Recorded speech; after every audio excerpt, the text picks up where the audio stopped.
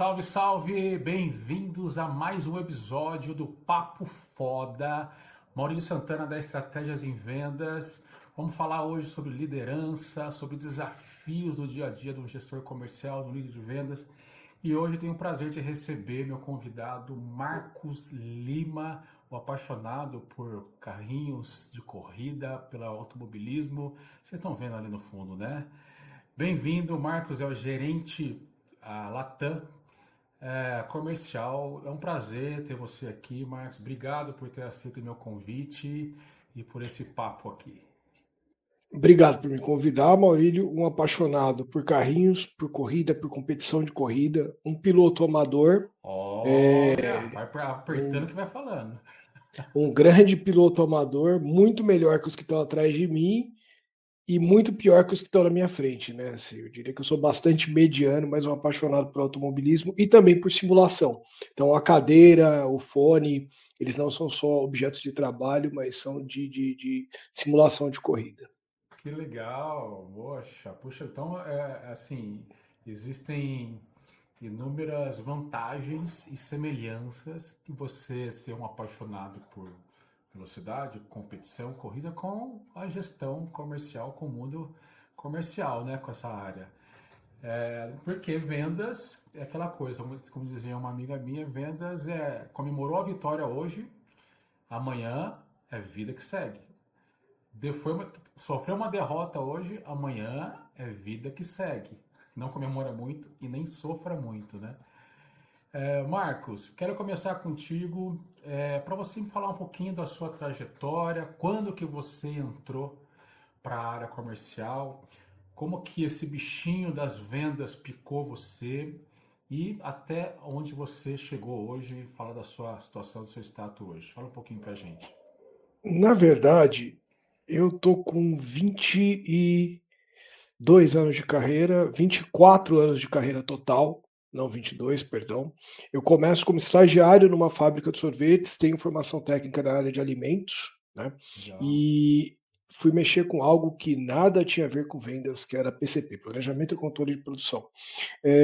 Muito interessante, muito edificante, mas eu queria trabalhar com controle de qualidade, né? A gente jovem se desvia muito, às vezes, da nossa, né, mas me parecia muito interessante na época, tinha muito a ver com a formação. Fui trabalhar com controle de qualidade 2 anos depois, então fiz 2 anos de fábrica de sorvete, 2 anos de controle de qualidade, e apareceu uma posição que eu considero nascedor da minha vivência em vendas, que era de especialista técnico para uma indústria de ingredientes, né? E era venda sem ser venda, me explicando melhor. Né? E aí, muito dos colegas que nos virem e tiverem, por exemplo, em empresas que vendem produtos B2B de conteúdo mais técnico, vão se identificar com isso. Né? E Legal. eles vão encontrar colegas que têm uma trajetória parecida com a minha. Então, eu vou para uma área extremamente técnica, mas eu sou suporte comercial. Visitas de novos produtos, a pessoa que entendia profundamente dos produtos da empresa era eu. Os representantes comerciais que nós tínhamos não eram pessoas técnicas, o produto era ingrediente para a indústria de alimentos, em particular de sorvete. Então, você tem um vendedor, que é alguém que é um bom negociante, que entende, que tem relacionamento com o cliente, e tem alguém que domina e entende o produto. Para mim, ali eu já era vendas, porque naquele momento eu já precisava é, fazer a parte consultiva da venda, ou seja, entender que solução oferecer, que dor tinha o cliente, como resolver o problema dele. Né? E eu acho que a partir dali a minha carreira se desenhou muito para que eu fosse alguém de vendas. Tanto que o natural seria que eu tivesse seguido para, por exemplo, fazer engenharia ou fazer algum curso de área técnica, e eu fui cursar administração de empresas muito com essa intenção. Né? Eu passei mais alguns anos entre 2004 e 2014, muito ligado à área técnica ainda, né? Foram 10 anos, mas inserindo cada vez mais conteúdo comercial no meu trabalho, muito porque eu estava numa empresa em que eu respondia para os sócios, uma estrutura pequena, uma empresa B2B, que cresceu e que viveu um processo muito acelerado. Ela quintuplicou de tamanho. Nós competíamos Olha só. com uma grande multinacional que era referência do segmento de ingrediente para a indústria de alimentos e que está aí até hoje. E nós conseguimos uma participação de mercado relativamente importante em segmentos que essa empresa é uma referência mundial. Então, isso tudo era muito a raiz do meu trabalho. E aqui atrás está algo que se relaciona com isso. Você falou de carro, e eu acho que na essência toda pessoa de vendas ou carrega em si o desejo de competir, né? O desejo de se medir, o desejo de olhar para fora e buscar competir. Da mesma forma que com essa primeira pessoa, esse meu primeiro orientador, mais que um chefe, um orientador, eu aprendi algo que era muito importante, que era encarar com leveza a vivência de vendas, né? Então, normalmente entendo que a pessoa de vendas ela tem que ser a mais competitiva da empresa, mas também a mais bem-humorada, né? A que menos se leva a sério no bom sentido, que consegue rir de si mesmo, rir das suas dificuldades, que encara com bom humor uma rotina que nem sempre é de vencer. O bom vendedor, o que está procurando de fato as oportunidades, ele não vai vencer sempre, ele não vai ganhar todas, ele não vai converter todos os negócios ou todas as possibilidades. Mas o importante, às E vezes, é até como que ele assimila essas derrotas, né? exatamente, né? E o bom humor sempre foi muito fundamental nas empresas por onde eu passei e tendo tido exemplos muito fortes de como ele era importante, eu carreguei depois, né? Então, no meu penúltimo trabalho, eu era provavelmente o gestor que mais perdia tempo pela manhã para falar com todas as pessoas de customer services, Perdia passar tempo, pelo investir. escritório, investia, né?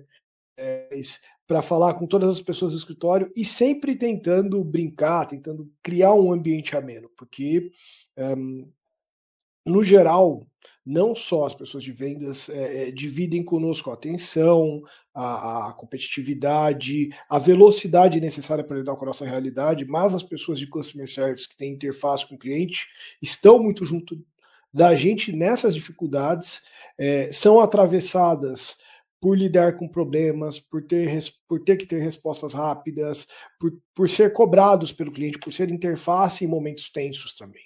Então, criar momentos em que as pessoas consigam encontrar leveza na rotina diária é algo que eu cultivo e trago comigo desse tempo, né? Mas eu passei esses 10 anos em que eu fui me convertendo numa pessoa cada vez mais venda, menos técnica, porque essa pessoa superior a mim na empresa era dono, sócio, e ele tinha menos perfil para atividades de planejamento. Ele provavelmente era o melhor vendedor que eu conheci no face a face, né? Sim. Uma pessoa extremamente dotada da capacidade de ser um grande negociador, de ser um bom hunter também, um hunter muito forte, de lidar bem e se posicionar bem nas negociações, mas não gostava do burocrático e foi delegando a mim esse processo de, por exemplo, fazer planejamento orçamentário, treinar pessoas, fazer onboarding de novas pessoas de vendas, desligar as que eventualmente não estavam performando. Ficou meio no É, suporte ali, né? Que faz exatamente, parte do era processo de venda todo, né? todo o desenho de planejamento de vendas foi meu até mais ou menos 2014, 2015. Em 2015 eu passei a viver um pouco a carreira internacional, então comecei a viajar para fora, e aí eu vou para uma atividade, né, curto período, para uma atividade de uma empresa de refrigeração comercial, que aí era só vendas, né? Porque é um produto basicamente só vendas, bem de capital. Refrigeração comercial, para quem não sabe, congeladores para a indústria de sorvete. A minha vida nos últimos 24 anos, 22,5 são sorvete, né? Então eu tinha muito conhecimento de mercado e fui para essa empresa, né? Tinha nessa empresa um desafio grande, peguei um ano difícil, e aqui deixo essa reflexão para todo mundo que pensa em movimentos de carreira, né? Peguei o ano mais difícil da indústria de sorvete e foi um ano muito difícil para falar em investimento em bem de capital. Sorvete é um negócio sazonal, um negócio em que a geração de caixa ela se concentra, por exemplo, em São Paulo, porque ele é sazonal de diferentes formas ao longo do É Brasil. verdade, né? Mas em São Paulo, uma fábrica de sorvete paulistana, ou que atue por exemplo, ela tem o grosso do seu faturamento concentrado entre outubro e abril, né? E nos meses subsequentes aí, a gente está falando de maio a setembro, você tem uma queda muito significativa do faturamento. 2018 foi um ano tão difícil para a indústria de alimentos em geral e para sorvetes em particular, que a gente teve grandes contas brasileiras demitindo pessoas de produção, porque estavam com produção baixa em janeiro, que é um mês onde se tinha, onde você tinha que estar faturando, você tinha que estar vendendo e produzindo alta, né? muito, você tinha que estar lidando com a demanda alta. Então, foi desafiador, mas foi uma experiência que durou pouco e eu acabo, né, na saída do meu chefe anterior, retornando à empresa onde eu estava, né, para assumir um papel diferente e para ir assumir como um líder de BU. Então a empresa era dividida em unidades de negócio e eu volto para assumir e liderar o negócio de sorvetes, né? E desde então, nós estamos falando de 2019, aí 2018, se considerar essa oportunidade anterior, eu estou 100% focado em vendas. O que eu nunca deixei para trás, acho, por conta da minha trajetória, e de novo eu acredito que quem vende B2B, que produtos técnicos, vai se identificar um pouco com isso. Eu nunca deixei para trás a necessidade de entender profundamente o produto, porque ela é um formador da minha trajetória. Ela impulsionou a minha trajetória, da minha carreira. Então era ser alguém que entendesse muito bem o produto e como a geração de valor advinda do produto impulsionaria a venda ou não, como ela geraria interesse ou não, como o produto resolve o problema do cliente. E aí você vai construindo a sua maneira de abordar, né? Então, depois de entender o produto, a gente tinha uma matriz de formação nessa última empresa que eu trabalhei, nós desenhamos pensando nisso. Eu precisava entender profundamente os nossos produtos, para todo mundo que trabalhava conosco. Depois, os produtos concorrentes e o cenário competitivo dos concorrentes. E, por último, o negócio dos nossos clientes, porque era uma venda muito consultiva, né? Nessa minha experiência com congeladores, eu até tentei levar isso para essa realidade, porque a empresa de congeladores era uma empresa muito forte, que tinha uma qualidade, uma reputação muito boa, mas muito focada na qualidade do produto. E para quem estiver nos vendo, nos escutando, e não entender bem o que é venda consultiva, vou dar aqui o exemplo do meu dia a dia. Como é que era o padrão de speech de vendas dessa empresa de congeladores? O vendedor chegava, aí ele tinha uma brochura, 12 páginas, e ele falava de absolutamente todos os benefícios do produto. Não interessa com quem, ia falar de todos os benefícios do produto. O melhor material, a cor assim assado, a tubulação não sei o que, a economia de energia, isso e aquilo. Comunicação Isso é uma transacional venda, total. isso é uma venda tradicional orientada para produto. O que a gente tentou fazer lá? Então, eu tinha uma pessoa comigo viajando no Nordeste, a gente chegou no cliente, eu vi ele fazer a primeira abordagem, falei, deixa eu fazer essa agora.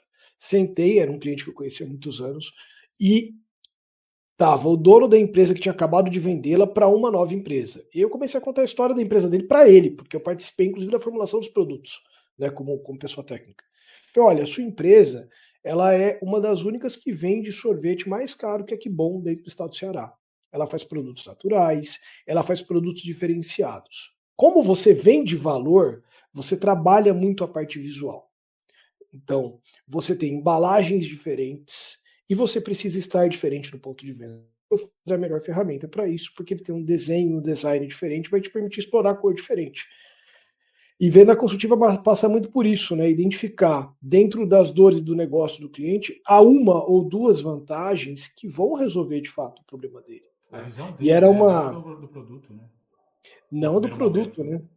Não é do produto, né? Assim, não era a economia de energia que ia fechar essa venda, não era tubo de cobre, não era cabo mais longo, não era vidro abaulado, era entender aonde a solução que eu tinha resolvia o problema e a situação de negócio dele de uma forma mais positiva, né? Isso é algo que a gente viveu muito profundamente no negócio de ingredientes nos últimos anos, de uma forma muito intensa e que funcionava muito bem, que foi algo que, dentro de estratégia comercial, era algo que eu priorizava muito com as pessoas, E né? aí, na sua Então, vida, no o que que deu lá? negócio, Você fez a segunda, o que que deu esse episódio? essa foi uma, essa foi uma negociação que eu deixei muito pronta e que avançou muito. Eu não estive lá para ver o fechamento, mas eu sei que ela foi fechada depois da minha saída. Mas foi uma sementinha ali que você jogou. Ô, peraí, o que a gente veio Foi uma, fazendo? foi uma sementinha e tinha a ver também com o fato de que era um produto que tinha um valor muito mais alto que a média do mercado, né? Então era uma empresa que vendia valor. Talvez, e era algo que a gente tentou fazer, e isso também melhorou muito meu relacionamento com esse vendedor em particular, né? Imagino. Porque é uma pessoa muito experiente, me via como um concorrente, porque eu tinha vindo de um concorrente de outro negócio que ele tinha, era um representante comercial que trabalhava com multi-empresas. Então, quando eu mencionei como se podia fazer, e ele viu fazendo, ele falou, poxa, talvez eu possa fazer isso também, talvez Ele seja uma estava maneira aberto. diferente. Ele estava aberto, né, de princípio, a te ouvir, né, a aprender. É muito difícil Me um experiente. opôs, eu diria que ficou depois. Eu acho que ficou depois, por experimentar o efeito de uma abordagem e de uma forma de tratar diferente. Que tem uma comunicação muito mais assertiva, né, Marcos? Muito mais relacional, né? O produto fica de lado um pouco e o foco fica no cliente ali, né? Aliás, o foco fica do cliente, né, não do produto. O produto, que você falou no começo, isso tira um peso da venda, de querer fechar, muito grande, porque você tira o foco do fechamento e coloca o foco nos processos ali iniciais, que é a conexão com o cliente, entender o cliente. Até para ver se no futuro o seu produto, o serviço, ele vai atender realmente o cliente. Então esquece um pouco, isso tira um peso das costas e você tem o prazer de relacionar com aquela pessoa, né? Isso é uma característica muito também da nossa indústria, né? A indústria de sorvetes e a indústria de ingredientes, elas têm um overlap que é muito interessante. Eu trabalhei, essa vivência ela era muito de produto técnico B2B, mas quando a gente fala B2B, eu estava muito focado na indústria nacional de sorvete e não nas duas globais, né? E tem uma característica muito interessante dessa indústria. Ela é feita por vendedores, né? As grandes indústrias brasileiras de sorvete, todas elas nasceram de lojistas, que, com o passar dos anos, e aqui eu posso falar em marcas sem nenhum demérito, porque é um elogio, não é uma crítica, e uma Sim. constatação baseada na própria realidade, história dessas empresas. Então, Jundiaí, Creme Mel, que já foi uma das maiores, que passou por algumas mudanças. Tem um sem número de empresas que eu poderia citar, Esquimone, aqui da região. Muitas dessas empresas, elas nascem como lojas de sorvete, elas nascem como varejo, como vendedor varejista. Sim. E a capacidade dessas pessoas serem tão bons em venda que multiplica o negócio até que elas cheguem numa indústria. Mas elas têm, por isso, uma particularidade que naturalmente, muitas vezes o dono da indústria, a única indústria que ele trabalhou, ou que ele teve, ou que ele conheceu, foi a dele. Então, ele é um melhor comerciante do que é industrial. E nesse sentido é que a gente tinha, na indústria de ingredientes, as indústrias têm normalmente um departamento técnico muito robusto, e a estratégia de venda era ser um pedaço da operação do cliente, né? Então eu já tomei, mesmo depois de ser gerente comercial, uma conta importante de um outro estado do Brasil aí me ligou com um problema, falou, você pode me ajudar? Porque eu sei que você entende disso para resolver esse problema. Um problema altamente técnico, né? Tinha a ver com embalagem, com detalhes de processo de produto. Posso, peguei um avião para resolver esse problema. Isso cria um vínculo de cooperação em que você passa quase a ser um Confiança. pedaço do dia a dia do cliente, de confiança, de cooperação. Então, por exemplo, a gente já pegou, nesse meu último emprego, uma das maiores empresas do Brasil nos deu todas as suas fórmulas para que a gente fizesse otimização de todas as fórmulas, reduzisse o número de fórmulas e gerasse algum saving repensando o processo industrial. É um nível de confiança absurdo. Nós devolvemos isso para eles em 60 dias. Então, tinham outros concorrentes trabalhando. Então, é um tipo de relacionamento que ele tem muito a ver com ser um pedaço. A venda, sim, ainda tem uma característica, né, nesse segmento de ingrediente para sorvete, por exemplo, de agressividade, de intensidade, de necessidade de ser bom em fechamento. Mas ela se constrói muito com o serviço agregado, ela se constrói muito com confiança, ela se constrói muito com um processo e a nossa estratégia tinha muito a ver com isso. E eu acho que eu tenho essa sensação que ela funcione muito bem para tudo que é B2B, que é porque eu também vivo ela hoje de uma diferente, de uma realidade diferente, mas vivo. Então, você Eu tem visões preciso, diferentes para chegar a essa conclusão. Né? eu preciso ser um pedaço do negócio do meu cliente. Né? E se eu for um pedaço do negócio do meu cliente, eu deixo de ser eu deixo de vender produto e eu crio uma profundidade de relacionamento que vai além também do fluxo do que é produto. Né? Então eu crio com ele um elo, uma ligação, uma conexão que é muito maior do que só levar produto de um lado para o outro. Né? E isso foi algo que atravessou muito a nossa estratégia, né? Era se relacionar muito profundamente com os clientes. E como que você Então a gente passa essa tinha. energia, esse estilo de pensamento para os seus liderados? A gente fazia eventos, né? Mas nós fazíamos, por exemplo, convenção de vendas Aliás, e a desculpe gente se interromper, tinha. como é que quais barreiras que você encontra e dessas barreiras como que você as contorna ou as assimila para então conseguir passar isso que você acredita? Bom, meu penúltimo emprego, o que a gente fazia? Qual era a estratégia? A gente tinha uma convenção de vendas anual, comunicava isso, mas eu sempre acreditei em ir ao campo e ir junto. Então, eu tinha uma equipe nacional com mais de 20 pessoas e sempre viajei, procurei estar junto. E além disso, quando não ia eu, iam os times técnicos. Então, discutia junto com as pessoas de venda, discutia agenda, discutia, olha, nós vamos prospectar onde? Vai o especialista tal, vai visitar com você, vai fazer isso, qual é a estratégia, o que você precisa. Eu acho que Só aí o vendedor tem uma segurança enorme. Né? exatamente, mas eu acho que o que traz adesão para as pessoas em uma estratégia é clareza e é sentir que ela caminha. Né? Sentir que ela caminha assim. Eu já passei por empresas, por exemplo, que tinham muito agressivas, mas que elas não estavam conectadas à quantidade de recurso disponível no momento. Estratégia só existe para mim quando ela descreve como eu vou aplicar recurso para gerar resultado.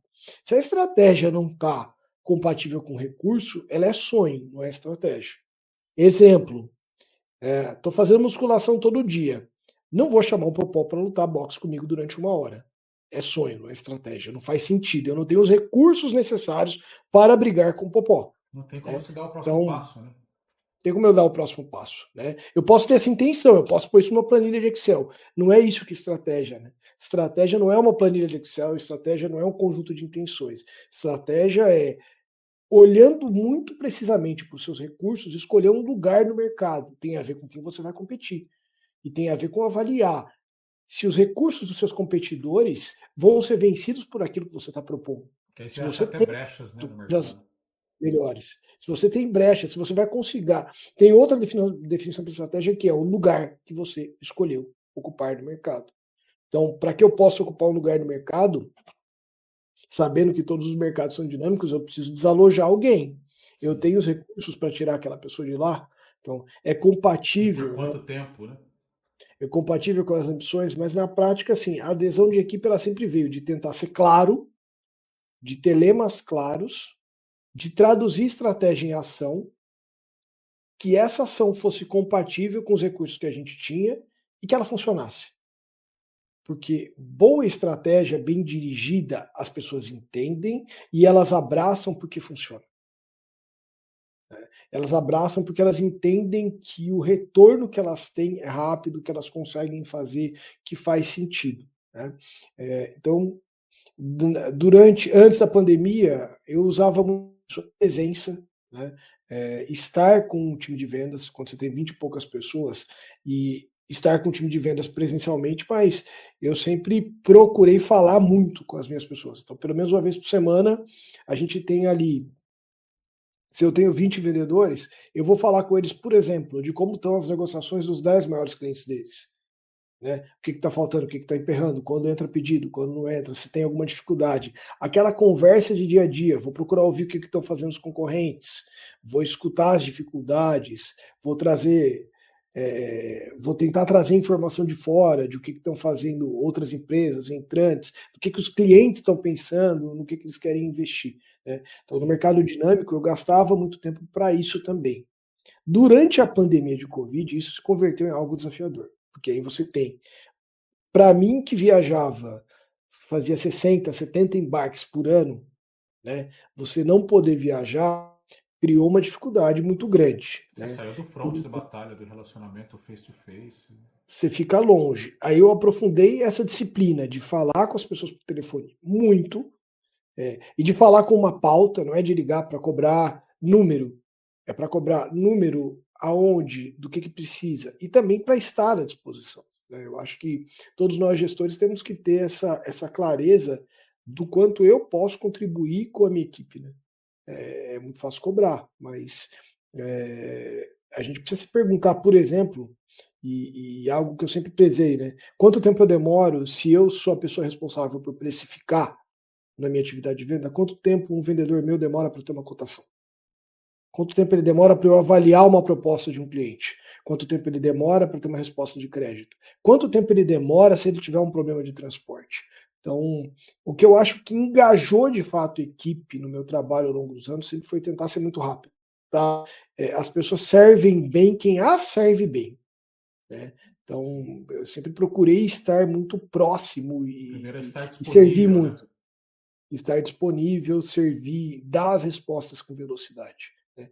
Eu acho que isso fez diferença. Durante a pandemia, e aí tem uma característica do meu negócio anterior que era, no negócio sorvete, 70% do produto que eu comercializava era o que a gente chama de substituto de leite, que é o compostos lácteos. Né?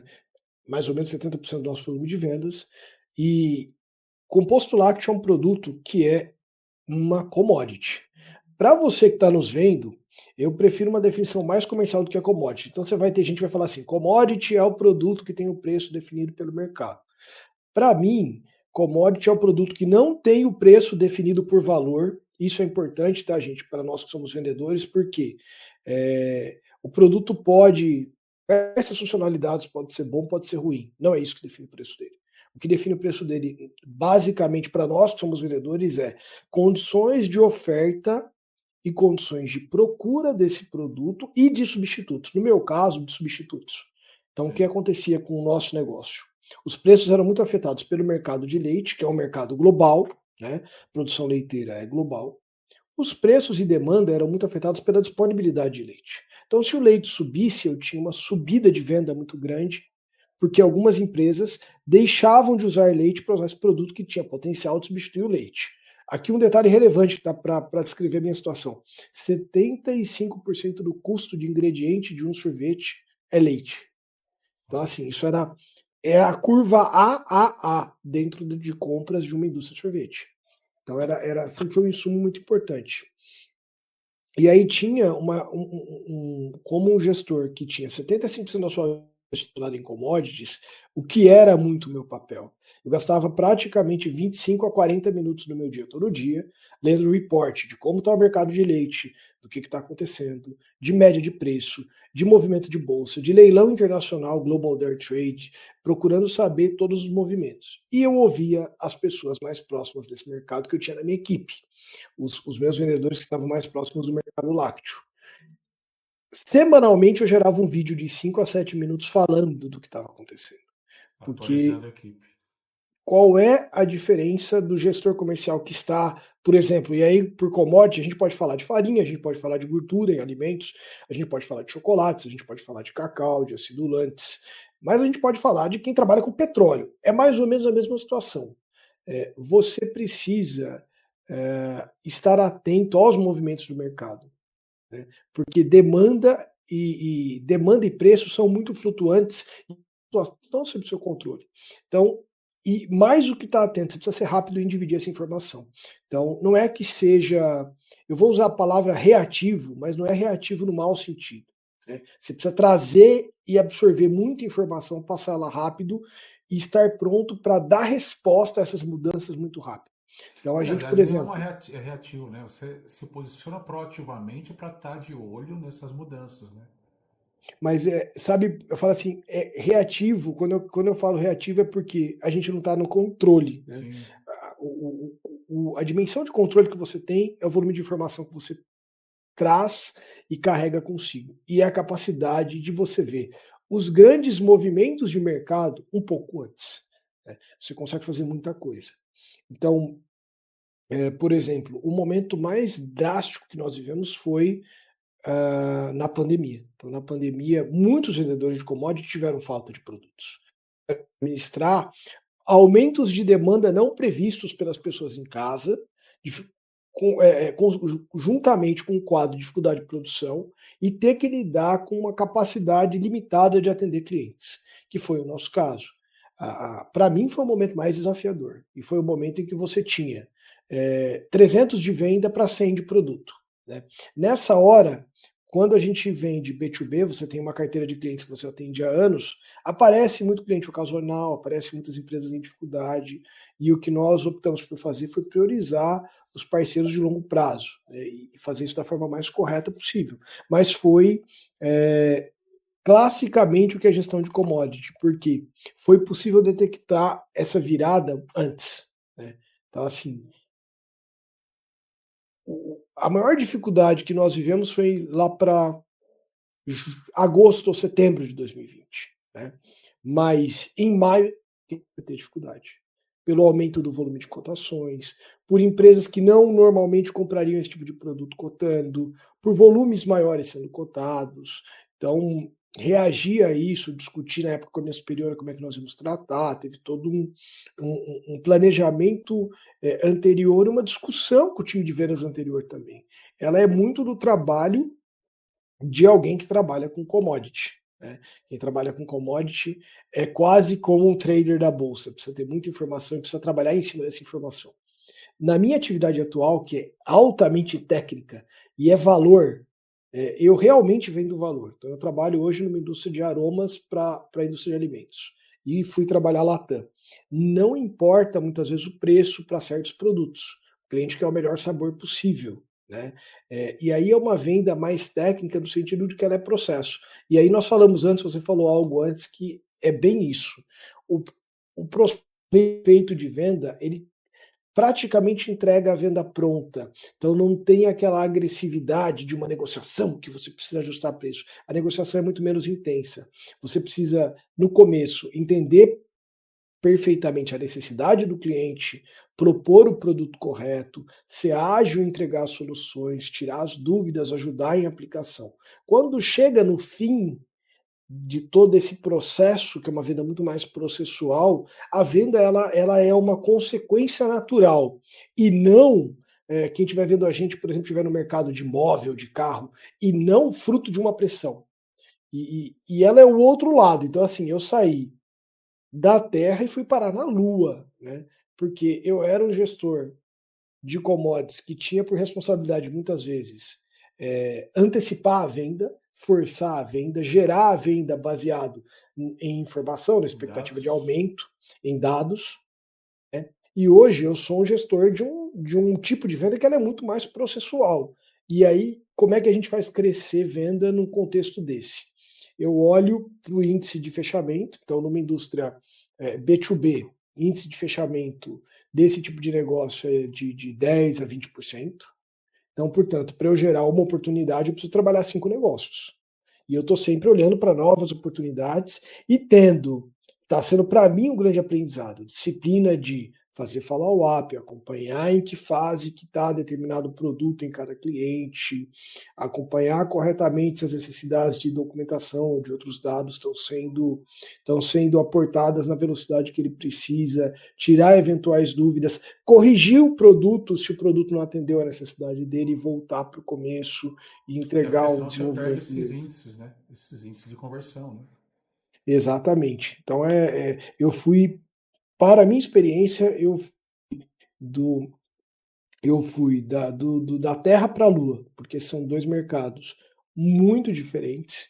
E a virtude de alguém que trabalha commodities, que é essa, quer ser rápido, quer ser forte em negociação, quer saber induzir fechamentos, quer saber fazer fechamento tentativo, quer criar condições para que o cliente diga o sim, ela faz pouca diferença no negócio, que os projetos são mais longos, que é mais lento. Então, para mim está Você sendo alocou isso dentro de um processo novo de venda consultiva, né?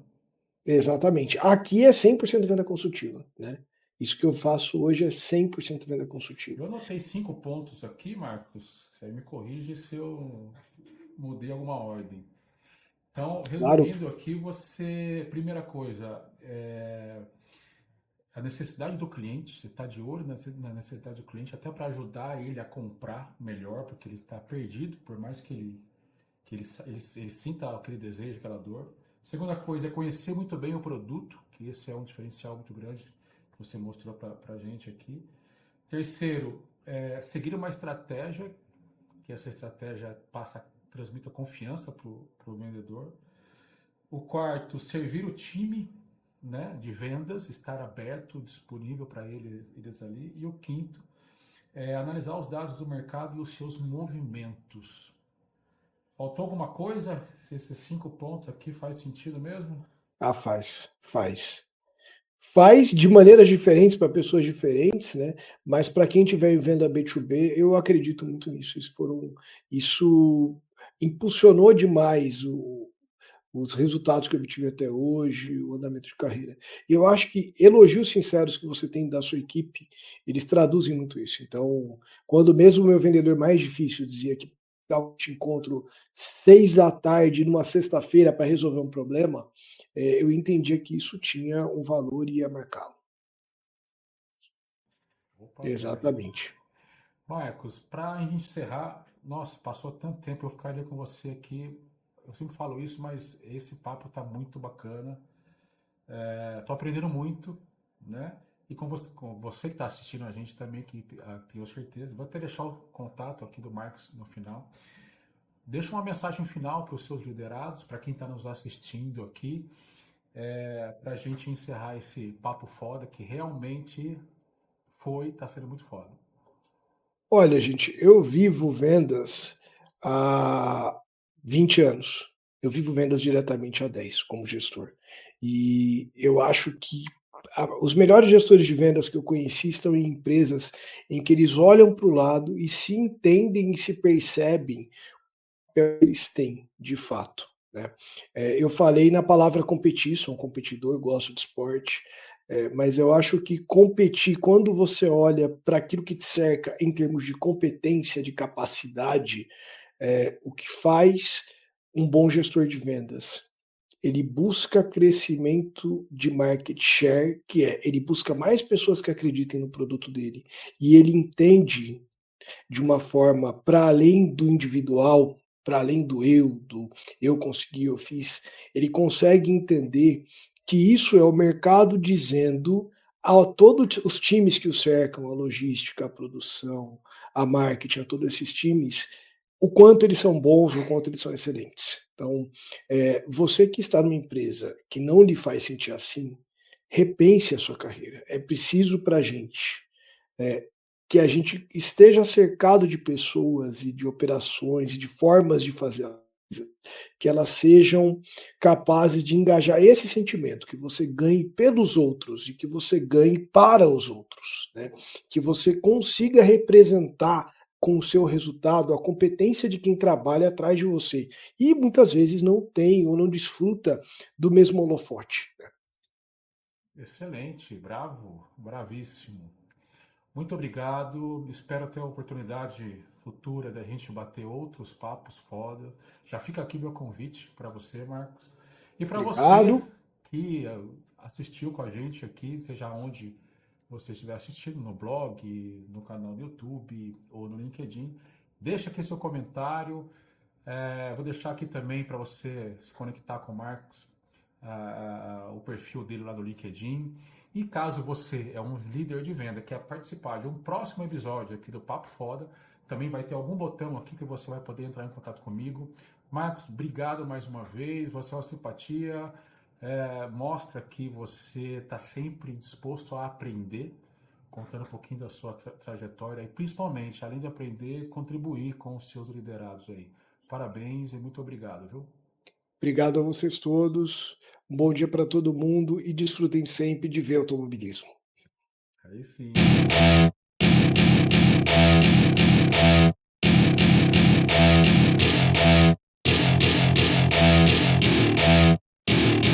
Welcome to my party, we're just getting started. A life is a dream or a nightmare scarring. Hand me a drink cause I think I'm going all in. Get me a shrink who can catch me when I'm